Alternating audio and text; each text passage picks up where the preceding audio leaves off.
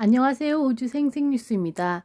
이번 주는 트럼프가 재판에서 유죄로 판결이 나면서 언론이 시끌벅적합니다. 이 재판은 트럼프가 전직 성인 배우와의 성관계 폭로를 입막음하기 위해 돈을 준 내용인데, 그 비용을 회사 돈으로 지불하면서 기록을 조작하는 등의 34개의 혐의가 적용되어 이 유죄 판결이 났습니다. 이번 판결로 11월에 있을 미국 대선이 어떻게 될지가 제일 문제인데, 현재는 여론조사에서 바이든이 2% 정도 앞선 상황입니다. 그럼 미국은 뒤로 하고 호주 국내 뉴스 어떻게 돌아가는지 살펴보겠습니다. 밤하늘을 집안에서 볼 수 있는 우주인 프로젝터를 소개합니다. 360도로 각도를 조절할 수 있어 천정이나 벽을 우주 공간으로 바꿔줍니다. 제품을 구입한 후 아마존에 제품 리뷰를 남겨주시면 $10의 캐시백 혜택도 받을 수 있습니다. 영상 아래에 설명이 적혀 있으니 꼭 확인해 보시고 캐시백도 받아가시기 바랍니다. 아이나 친구 생일 선물을 고민하신다면 좋은 가격에 훌륭한 선물이 될 것이라 확신합니다. 호주 내에서는 연방 예산 발표 후 이민자 수에 대한 여러 가지 분석이 나왔습니다. 특히나 부동산 수요와 공급에 대한 이 분석이 함께 등장하며, 과연 이 이민자 수만 줄인다고 이 부동산 공급 부족을 해소할 수 있냐의 문제가 제일 컸습니다. 어차피 공급을 단기에 늘릴 수는 없고, 이민자 수를 좀 줄인다고 해도 이 수요도 대폭 축소할 수는 없다는 결론이라 부동산 공급은 몇 년 더 갈 뉴스로 보입니다. 특히 RBA에서는 이 부동산 공급이 이민자뿐만 아니라 이 1인 2인 가구가 늘어나면서 가구당 레지던트 수가 줄어드는 것도 큰 영향이 있다고 보고 있습니다. 여하튼 상황이 이렇다 보니 내년에 있을 연방 대선이 거론되면서, 내년 대선은 주택 공급을 해결하는 당의 지지율이 올라갈 것이라는 보도도 있는데요.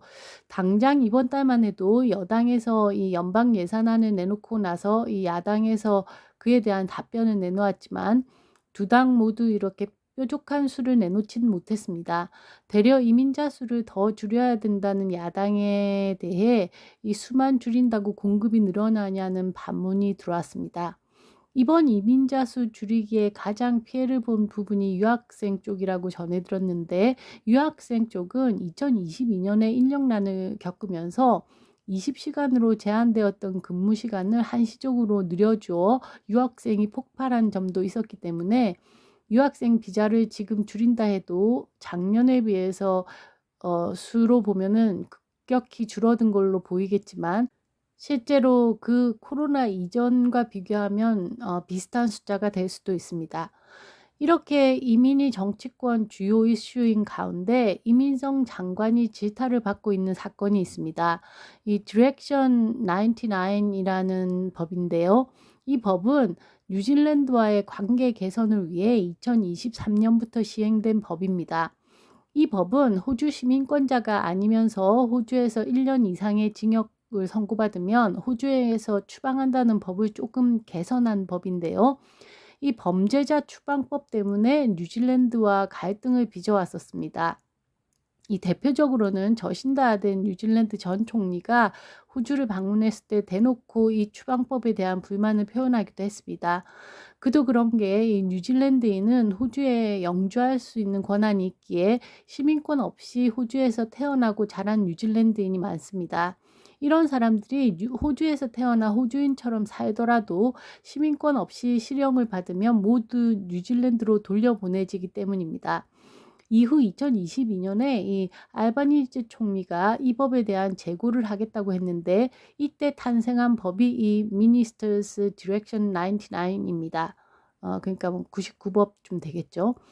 이는 원래 이 범죄자 추방법을 조금 수정해서 범죄자가 호주에 얼마나 오래 살았고 연고가 있는지를 감안해서 비자 캔슬을 취소할 수도 있다는 내용입니다. 문제는 이 법이 시행된 2023년 이후 이 범죄를 저질러도 추방을 안 하고 호주 비자를 다시 살린 건수가 150건이 있었고, 이 중에 이 전 파트너를 목졸라서 살인 미수를 했던 범죄자가 몇 주 만에 비자를 다시 받아서 그 이후에 다시 살인을 저지른 사건도 있었습니다. 이렇게 99법으로 이 범죄자를 다시 호주 사회에 풀어놓았다는 비판이 이번에 이 이민성 장관에게 돌아간 것입니다.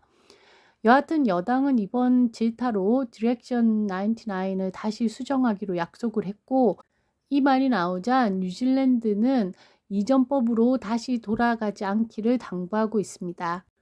호주의 4월 인플레이션이 발표되었습니다. 발표된 4월 CPI는 3.6%인데 이는 3월의 3.5%보다 조금 오른 수치입니다. 이 발표가 있은 날 호주 주식시장은 하락세를 면치 못했고, 언론에서는 다시 이자율을 올릴 수도 있지 않느냐는 의견도 팽배했습니다. 사실 인플레이션이 3%대로 내려간 이후 살짝 올랐다 내렸다 하면서 방향을 정하지 못하고 있는데요. 그래도 이 등락폭은 아직 소수점 한 자리 내외로 이전에 비해서는 안정적인 흐름으로 보입니다. 마지막 인플레이션을 쥐어짜긴 힘들 것이라고 이미 예상해 왔고, 인플레이션이 0.3% 이상 갑자기 오르지 않는다면 굳이 이자율 인상까지 없을 것이라는 게 제 예상입니다. 문제는 이 4월 인플레이션이 호주 중앙은행의 예상에서 빗나가면서 조금 올랐다는 사실인데, 급격한 상승이 아닌 이상 금리 인하를 지연시키면서 higher for longer가 지속되는 쪽이 좀 더 현실적으로 보입니다.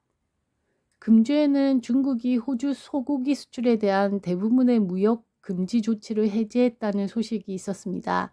사실 갑자기 확 풀어준 것은 아니고 작년에 일부 풀어주었고 이번에 또 일부 풀어주면서 이 대부분 수출을 재개하게 되었습니다.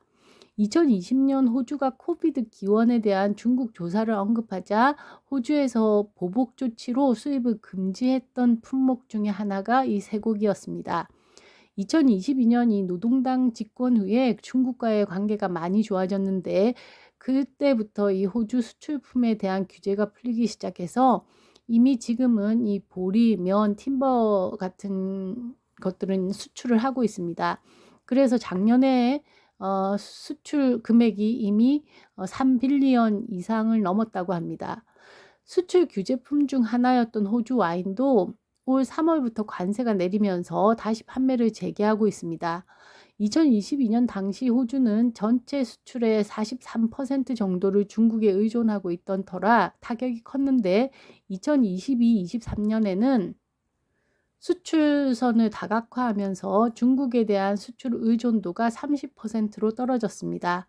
아직 일부 소고기 업체와 이 랍스터 수출은 규제가 풀리지 않았는데, 이는 다음 달에 호주를 방문하는 리창 중국 총리와 알바니지 호주 총리 사이의 회담에서 성과를 기대하고 있습니다. 오늘 뉴스는 여기까지입니다. 저는 다음 영상으로 뵙겠습니다. 감사합니다.